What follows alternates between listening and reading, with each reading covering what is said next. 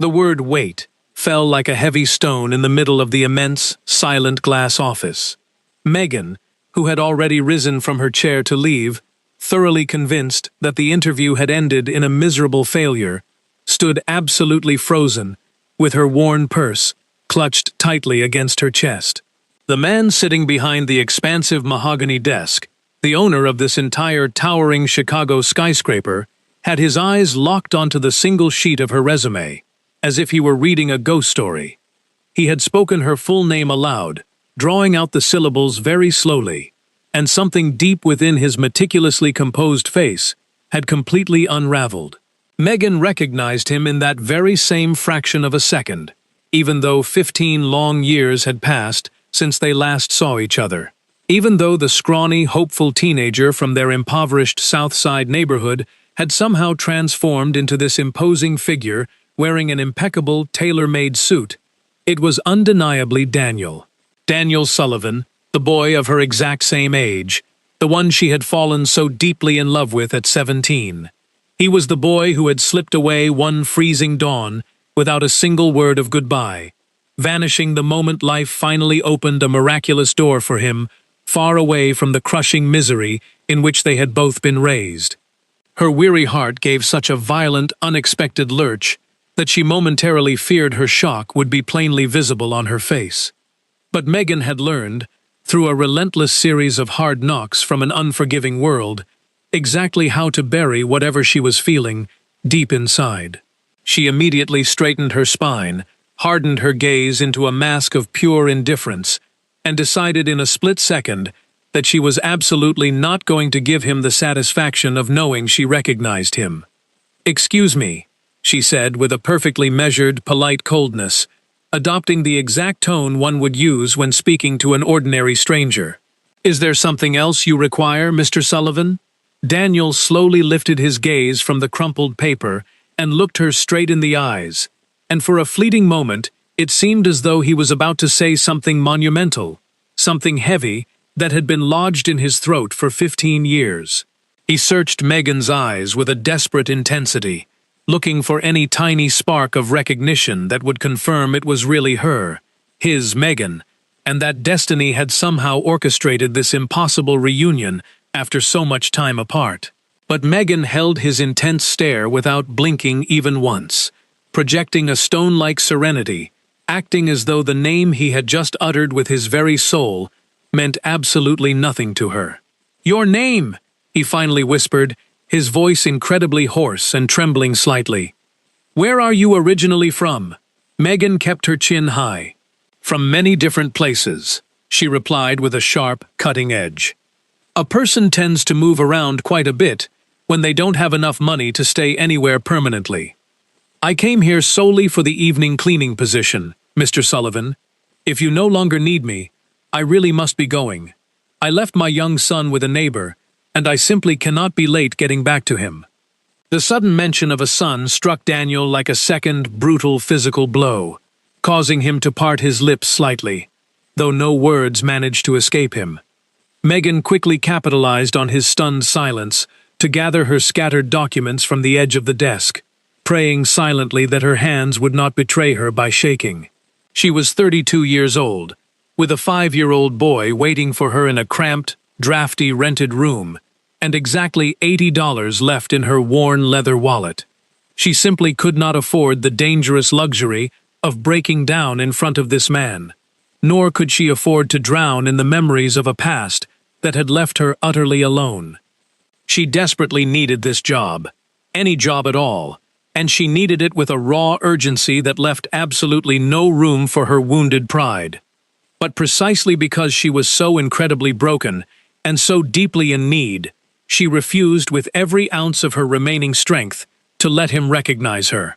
If Megan had anything left to her name after life had methodically stripped away almost everything else, it was her ironclad dignity, and she would never accept charity born of pity. She would certainly never accept it from him, the very man who had abandoned her in the darkest hours of her youth. "Please, just sit down," Daniel requested, and this time it did not sound like the authoritative command of a corporate boss, but rather sounded remarkably like a desperate plea. She hesitated, every single cell in her exhausted body screaming at her to run, to escape that suffocating office before the ghosts of the past could catch up to her. Yet, the fiercely pragmatic part of her brain, the part that had learned how to survive against all odds, gently reminded her of the $80, the rent due on Friday, and the sweet, expectant face of little Isaac. She lowered herself onto the very edge of the chair, tense as a coiled wire, fully prepared to bolt at a moment's notice. "I will be completely honest with you," Daniel murmured, setting her resume back down on the desk, with a strange, delicate care, as if the paper itself might burn his fingers. "Your background is not at all what we were looking for in the maintenance department. You are vastly overqualified. You have worked as a secretary, a cashier, and you even have partial accounting studies. Why would a woman like you seek a job cleaning floors?" Megan felt as though his probing question was stripping away her armor, and she profoundly hated that he was the one asking it. She could have easily told him the bitter truth, that after the father of her child had abandoned her the moment he learned of the pregnancy, after years of chaining together precarious part-time gigs, and after a devastating streak of bad luck that had left her with absolutely nothing, the title of the job no longer mattered, only the paycheck at the end of the month. "Because I need to work, sir," she answered with a fierce dignity that left no room for pity. "There is no shame in cleaning. The only shame belongs to the person who looks down on it, not the one doing the labor. If the job is yours to give it to me or do not. But please refrain from asking irrelevant questions." A heavy, suffocating silence stretched between them for a long time. Daniel stared at her with a complex mixture of profound astonishment and deep, unnameable sorrow, and Megan realized with absolute certainty that he had completely recognized her. He was simply waiting for her to drop her impenetrable guard, waiting for her to finally say, "Daniel, it is me," and tear down the massive brick wall separating them. But Megan firmly pressed her lips together and waited, terrified yet proud, protecting her right to stand on her own 2 feet. "The position is yours," Daniel finally said in a low, defeated voice. "You start on Monday." Megan gave a curt nod, stood up, thanked him with cold formality, and walked toward the heavy glass door, feeling the burning weight of his gaze on her back. Just before she exited, she heard his voice one last time, completely shattered. "Megan." It was not phrased as a question. It was spoken exactly the way one says the name of someone they never stopped loving. She paused for a single heartbeat, her hand gripping the cold metal handle, her heart breaking all over again into 1,000 jagged pieces. Then, without turning around, she stepped out into the hallway, leaving him to wonder if perhaps he had made a terrible mistake. Megan practically fled the towering glass building with her legs trembling uncontrollably, not allowing herself to shed a single tear until she was a full 3 blocks away, standing at a busy Chicago bus stop where she was entirely anonymous. Leaning heavily against a cold metal pole, while a sea of indifferent commuters rushed past, she finally allowed a couple of hot tears to escape before angrily wiping them away with the back of her hand. She sternly reminded herself that she was not crying for Daniel, repeating it like a protective mantra. She was absolutely not crying for him after 15 years of surviving and building a life entirely on her own. If she was crying at all, it was purely from the sheer shock of the encounter, from the cruel way her buried past had ambushed her precisely when she was at her absolute most vulnerable, begging for a minimum-wage cleaning job with only $80 to her name. Life, she thought with an exhausting, bone-deep bitterness, possessed a truly sadistic sense of humor.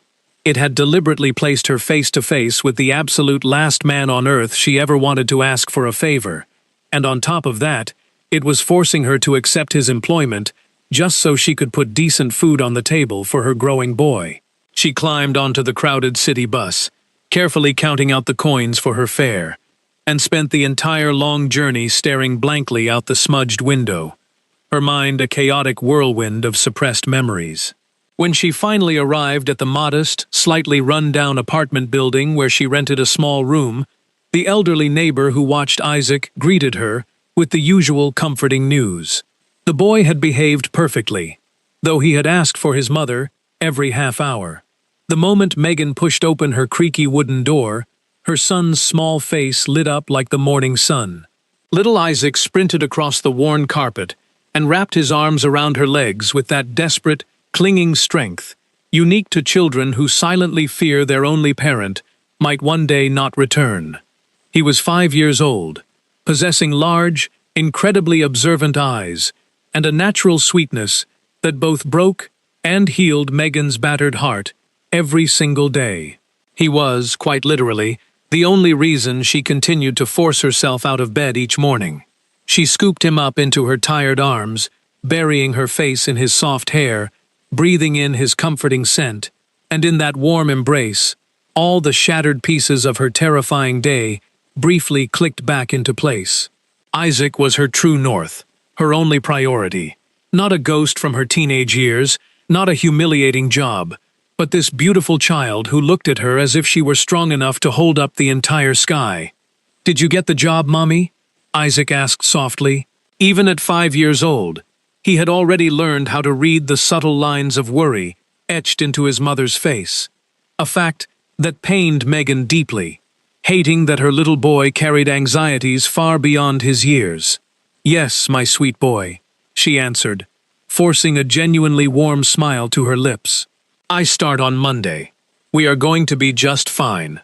That phrase, "we are going to be just fine," was the silent prayer Megan had repeated endlessly for the past 5 years, ever since Isaac's biological father had cowardly vanished into thin air, the exact moment he discovered she was pregnant. That man, whose voice she could barely even remember now, had merely served to brutally reinforce the devastating lesson Daniel had taught her a decade earlier. He had proven once again that romantic promises were nothing but useless smoke, and that at the end of the day, a woman could only ever truly rely on herself. Megan had not been madly in love with Isaac's father. Rather, after a grueling decade of scraping by in an emotional fortress of solitude, she had briefly lowered her guard, yearning for a tiny fraction of stability, only to be tossed aside immediately. That second betrayal, occurring 5 years ago, had not created her heavy emotional armor, but it had certainly poured thick concrete over it, sealing it forever. She had completely renounced the foolish idea of expecting anything from anyone, transforming her entire existence into a relentless daily battlefield dedicated entirely to giving Isaac a better life. That night, long after she had tucked Isaac into his narrow bed and read him his favorite story, Megan sat on the edge of her own mattress and, for the first time in over a decade, allowed herself to truly remember. She vividly recalled the 17-year-old Daniel, the skinny, starry-eyed dreamer from their gritty neighborhood, who used to promise her that they would escape poverty together. She remembered the stolen kisses on the tar-papered rooftop, gazing out at the glittering Chicago skyline, imagining a beautiful shared future that never came to pass, replaced instead by a hasty, 3-line goodbye letter that had permanently destroyed her faith in men. On Monday morning, Megan arrived at the massive corporate headquarters, wearing the standard-issue gray maintenance uniform, her hair pulled back into a severe bun, armed with an unshakable determination to perform her duties flawlessly and remain entirely invisible. She had spent the entire weekend mentally preparing herself to navigate the sprawling building without ever crossing paths with Daniel, planning to quietly serve her hours and return to her son without the past ever catching up to her. She desperately clung to the logical idea that such a massive enterprise employed hundreds of people, making it entirely plausible that the billionaire owner and a nighttime floor cleaner would never actually intersect.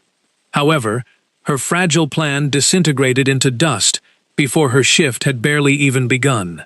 She had only been mopping the long, carpeted corridor of the executive floor for an hour, when she felt an undeniable presence standing right behind her. Turning slowly, she found herself face to face with Daniel, who was staring at her with a potent mixture of raw sorrow and fierce determination. He was clearly not willing to play the game of strangers anymore, and Megan felt her stomach drop as she realized the painful confrontation she had spent 15 years avoiding was about to happen right there in the hallway, whether she wanted it to or not. Megan slowly straightened her aching back, keeping both hands firmly wrapped around the wooden handle of her mop, and immediately adopted the exact same distant, highly professional posture she had practiced endlessly in front of her cracked bathroom mirror. She absolutely refused to run away, because fleeing would be a tacit admission that his presence still profoundly affected her, and she would never surrender that kind of power to him again. Instead, she met his intense gaze with the same polite, icy formality she had used during the interview, bracing herself for whatever emotional blow he was about to deliver. Daniel opened his mouth to speak, closed it again, and for a fleeting moment, the powerful, self-assured corporate titan looked just as terrifyingly lost as the impoverished teenage boy she had once loved so fiercely.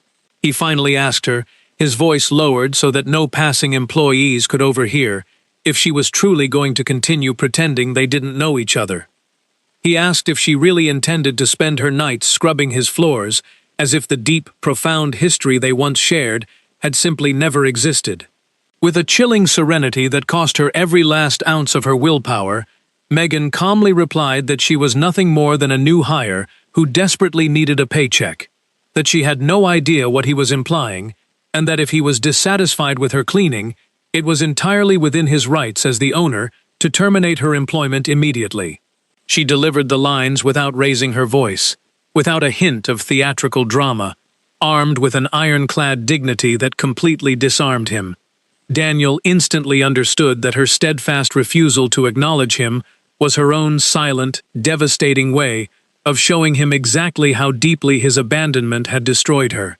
Daniel wisely chose not to push the issue any further that morning, perhaps realizing that trying to force her to speak would only cause her to retreat further behind her impenetrable walls.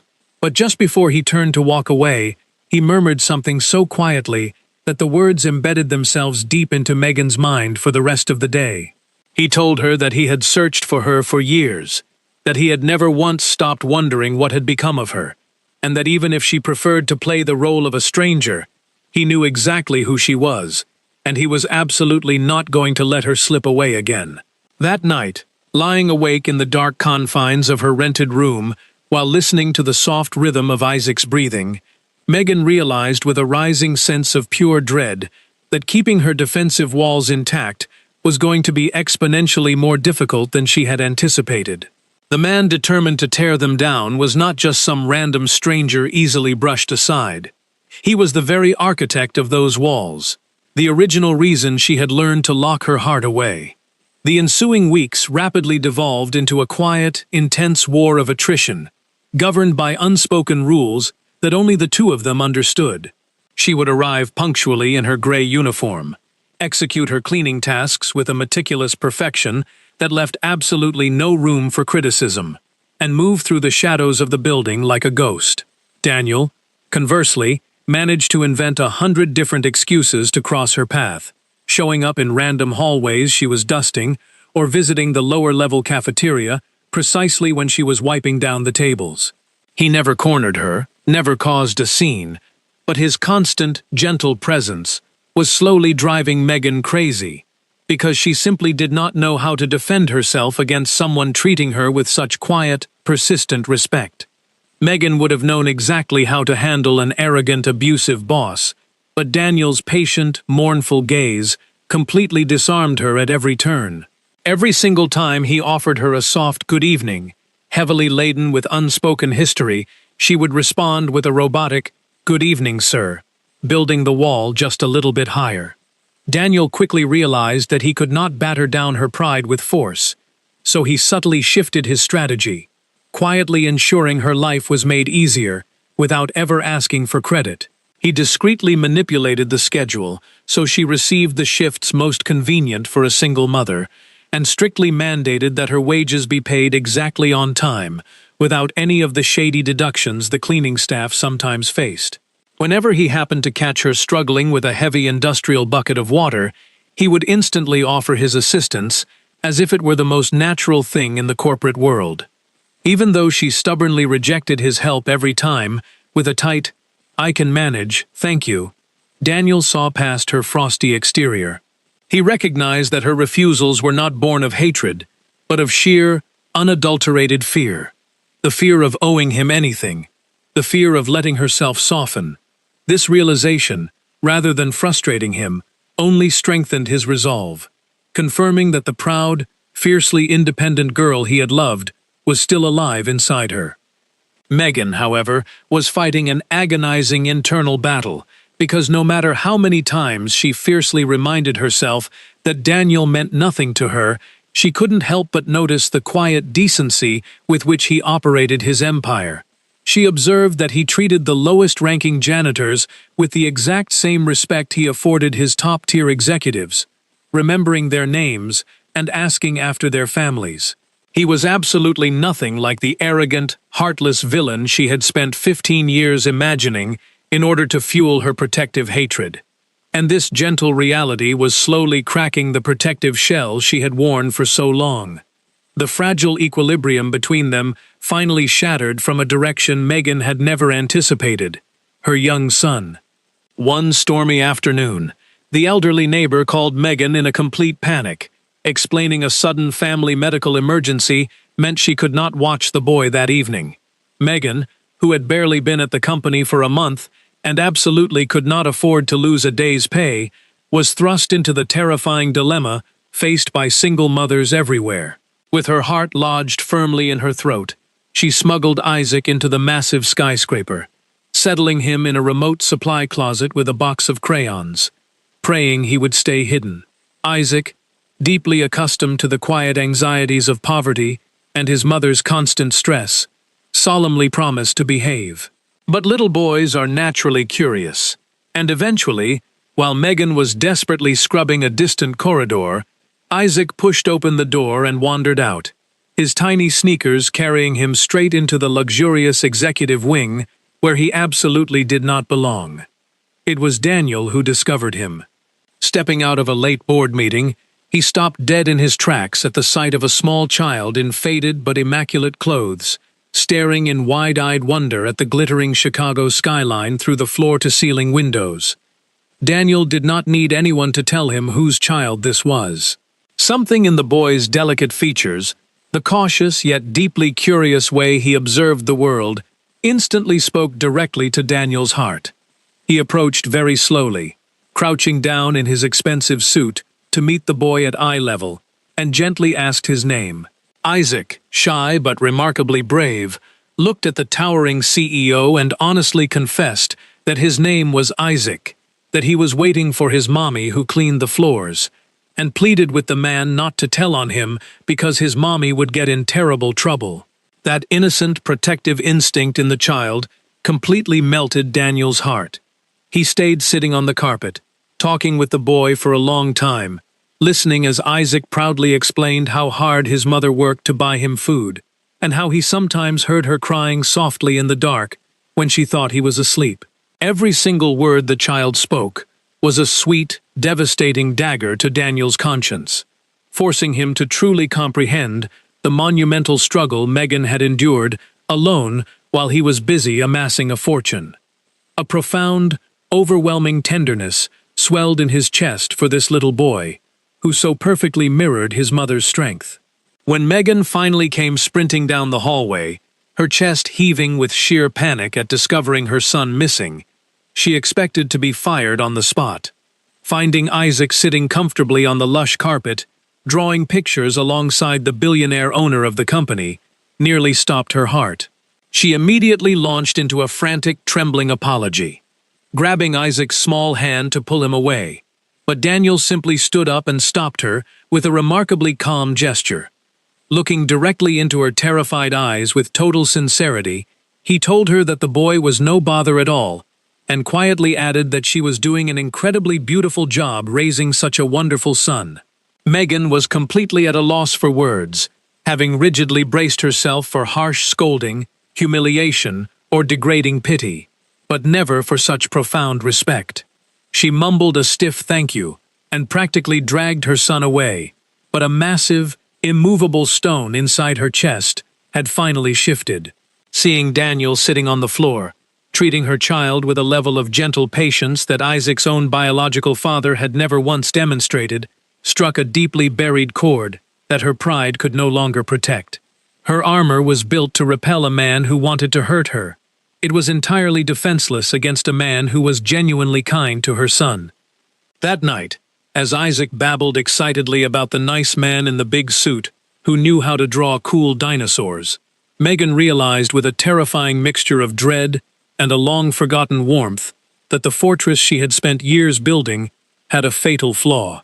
Her son was the unguarded door, and without even trying, Daniel had just walked right through it.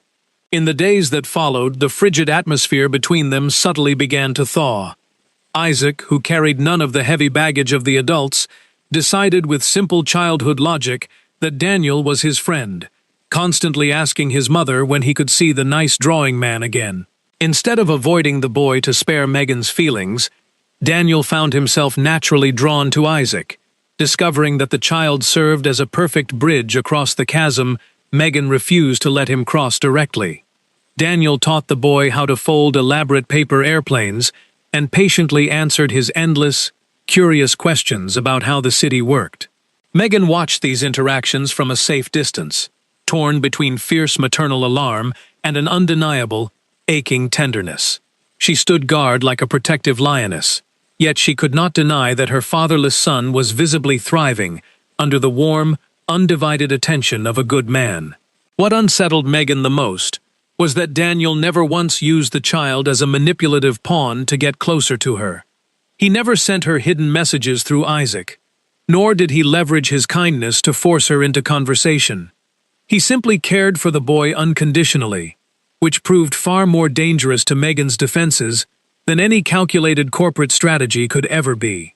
One late afternoon, while waiting for Isaac to finish a drawing in the hallway, Megan quietly watched Daniel listening to her son's rambling, nonsensical story with the utmost seriousness, treating the child's words as if they were the most important boardroom pitch in the world.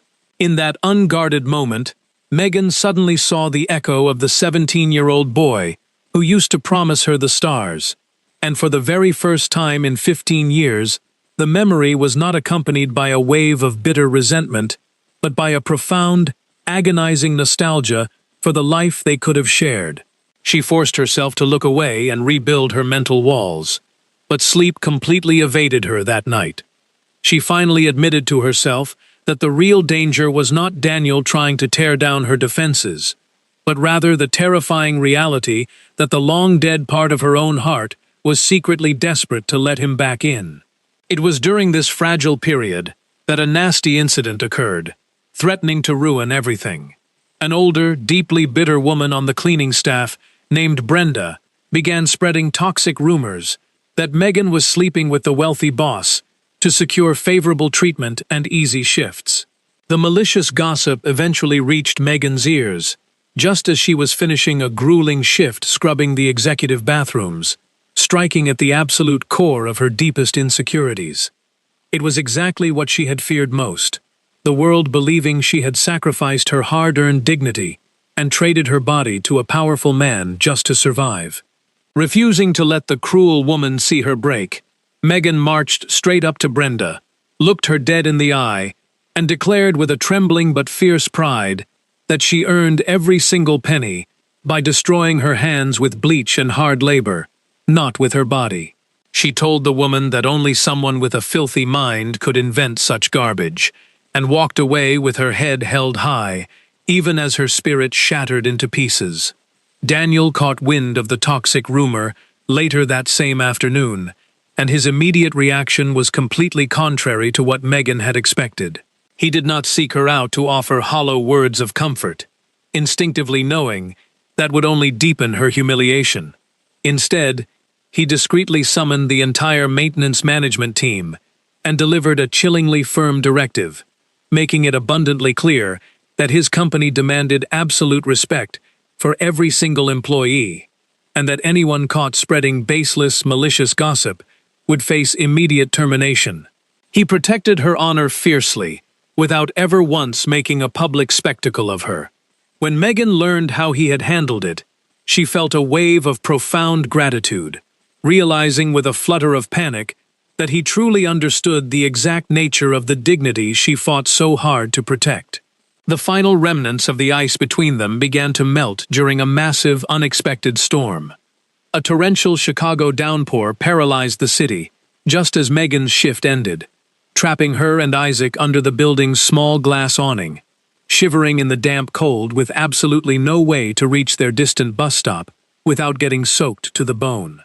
Daniel emerged from the lobby, saw the mother and child huddled together against the biting wind, and quietly insisted on driving them home in his heated car.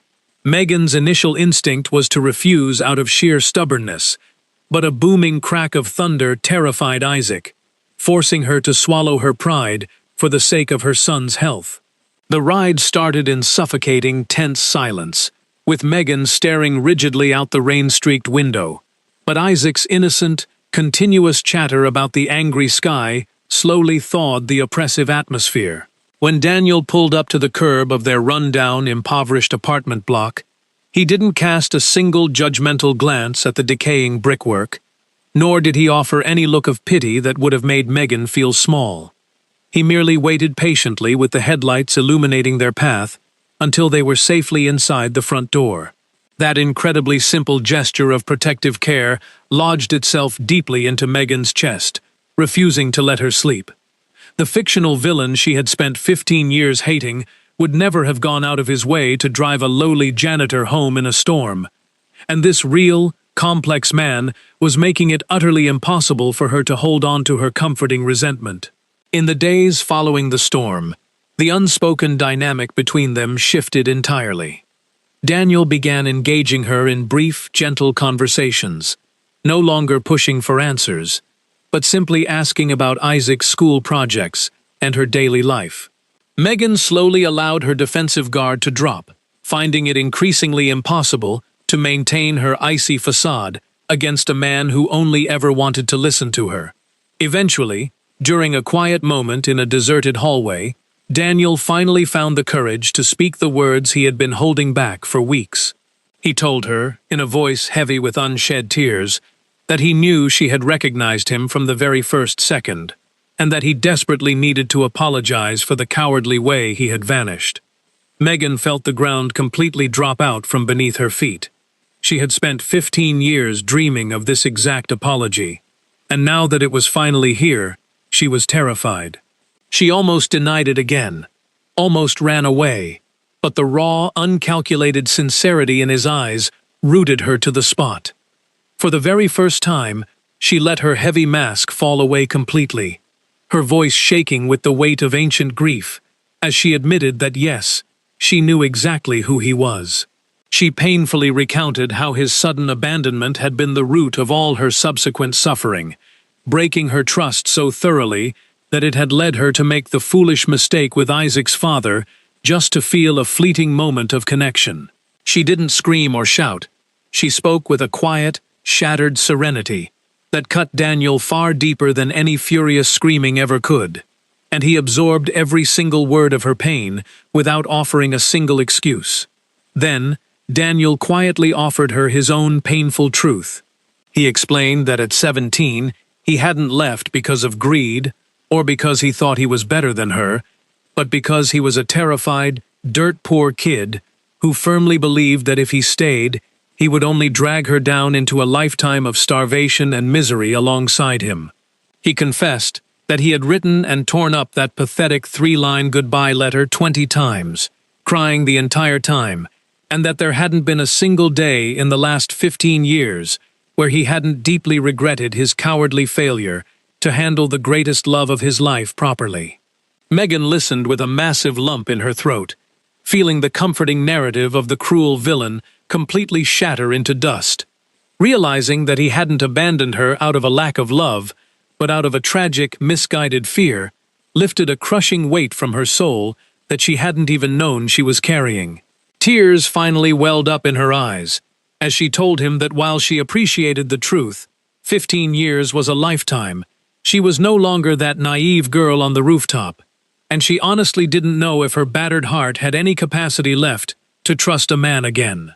Daniel simply nodded, his eyes shining with tears, and gently told her that he wasn't asking for her immediate forgiveness or her trust. He was only asking for the chance to stay, to prove through his actions, day after day, that the frightened boy who ran away was not the man standing before her now. From that afternoon on, they existed in a delicate, uncertain territory. Megan continued to scrub floors and protect her independence. But the massive, impenetrable wall around her heart had finally developed a crack, and despite all her logical fears, the warming light of a second chance was slowly beginning to filter through. The fragile peace they had slowly begun to build was abruptly threatened by a massive storm brewing in Daniel's corporate world, bearing the name of Rachel Sterling. Rachel was a 60-year-old aristocratic woman, the majority shareholder of the company's board, and Daniel's formidable mentor, who had treated him like an adopted son for years. She was fiercely protective of the empire they had built, and possessed a chilling, calculated ruthlessness when it came to eliminating perceived threats. When whispers reached her elegant ears that her protégé was becoming intimately involved with a poverty-stricken cleaning woman, Rachel did not throw a tantrum.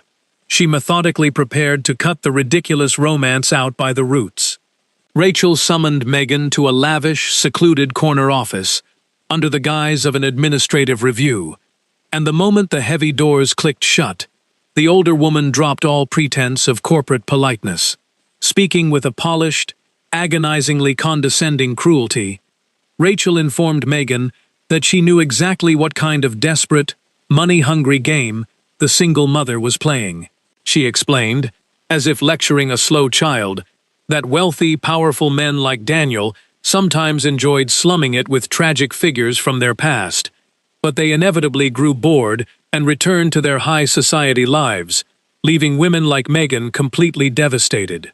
Without missing a beat, Rachel produced a sleek leather checkbook and offered Megan an absolutely staggering amount of money, enough to change her and Isaac's lives forever, on the strict condition that she resign immediately, cut all ties with Daniel, and vanish from Chicago completely. Megan stood frozen, her face burning with a profound, suffocating humiliation, as Rachel's venomous words validated every single dark, terrifying insecurity that kept her awake at night. For one agonizing second, staring at a check that could guarantee her son's future, the overwhelming fear almost made her take the money and run away to protect her fragile heart from the inevitable betrayal. But then, the exact same fierce, unyielding backbone that had kept her standing through 5 grueling years of solitary motherhood snapped sharply into place. Megan looked the wealthy socialite dead in the eye, and, with a voice that trembled slightly but carried the weight of pure steel, firmly declared that she was not an object for sale. She told Rachel that she refused the money not because she didn't desperately need it, but because, if she ever chose to walk away from Daniel, it would be on her own terms. Not because an arrogant woman with a bloated bank account had tried to buy her off like a stray dog. She added one final truth that left the older woman entirely speechless. She proudly stated that she had never asked Daniel for a single dime, and that she earned her keep by scrubbing floors with her hands and her head held high. If Rachel truly believed that a person's worth was dictated solely by the size of their stock portfolio, then it was the billionaire who was truly impoverished. Megan turned on her heel and marched out of the opulent office, leaving Rachel thoroughly stunned. But internally, Megan was completely broken, because the cruel encounter had successfully resurrected every single fear she had been trying so desperately to conquer. Terrified that Rachel was right and desperate to protect Isaac from the pain of being abandoned again, Megan pushed Daniel away, hiding behind cold silence. Confused and heartbroken, Daniel had no idea Rachel had secretly humiliated and threatened her. Everything changed when Isaac sadly asked if Daniel had stopped visiting because of something he had done. Realizing her fear was now hurting her son, Megan went to Daniel intending to resign, but instead confessed Rachel's bribe, the humiliation, and her terror that he would eventually leave them. Rather than walking away, Daniel fiercely defended her, confronting Rachel before the board of directors, and declaring that no position or fortune was worth losing the woman he loved. His unwavering loyalty finally gave Megan something she had never known: a man willing to stand beside her and protect her without hesitation. From that day on, Daniel stopped trying to impress Megan with wealth, and instead gave her his most valuable gift: his time. He became a constant presence in her and Isaac's lives, proving through everyday actions that he would never leave. Slowly, Megan found the courage to trust again, and admitted she was ready to build a future with him. Months later, Daniel proposed on the same Chicago rooftop where they had once dreamed together, and they celebrated a simple wedding, surrounded by the people who truly loved them. After exchanging vows, Daniel asked young Isaac for permission to adopt him and become his father forever. Looking back, Megan realized that while life's hardships had built walls around her heart, true healing came from finding someone who chose patience, loyalty, and love every single day. Their journey proved that past scars are not barriers to happiness, but the path leading to a lasting love built on trust, forgiveness, and unwavering commitment.